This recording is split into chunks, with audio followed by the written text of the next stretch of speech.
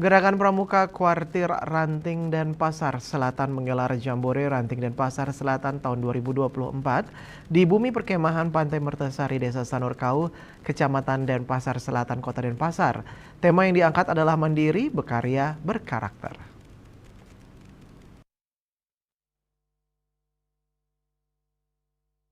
Jambore dibuka secara langsung oleh PLT Camat Denpasar Selatan yang juga menjabat sebagai Ketua Majelis Pembimbing Ranting Gerakan Pramuka Kuartir Ranting Denpasar Selatan, Ketut Sri Karyawati.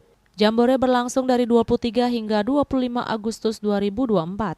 Kegiatan Jambore dengan moto Satyaku Kudarmakan Dharmaku Kubaktikan ini bertujuan antara lain untuk mempertemukan seluruh pramuka penggalang sekuartir Ranting Denpasar Selatan, meningkatkan keterampilan teknis latihan pramuka penggalang untuk memotivasi peserta didik, menyamakan persepsi di antara pramuka penggalang di kuartir Ranting Denpasar Selatan, membuka wawasan bagi anggota muda pramuka dan untuk mengamalkan kode etik gerakan pramuka Trisatya dan Dasadharma.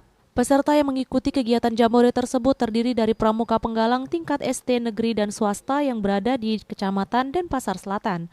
Mereka tergabung dalam 55 regu yang berpangkalan di sekolah dasar. Jumlah keseluruhan peserta 440 orang terdiri dari 224 putra dan 216 putri. Kegiatan yang diberikan selama Jambore berlangsung adalah pemberian materi para layang oleh Saka Dirgantara, dilanjutkan dengan kegiatan pionering dari Basarnas, keterampilan tradisional, pentas seni budaya, bakti sosial, reguku rumahku, dan permainan tradisional yang ditutup dengan karnaval. Kami dari Kecamatan Denpasar Selatan memberikan apresiasi adanya kegiatan Jambore Ranting Denpasar Selatan tahun 2024 dengan mengambil tema mandiri, berkarya, dan berkarakter.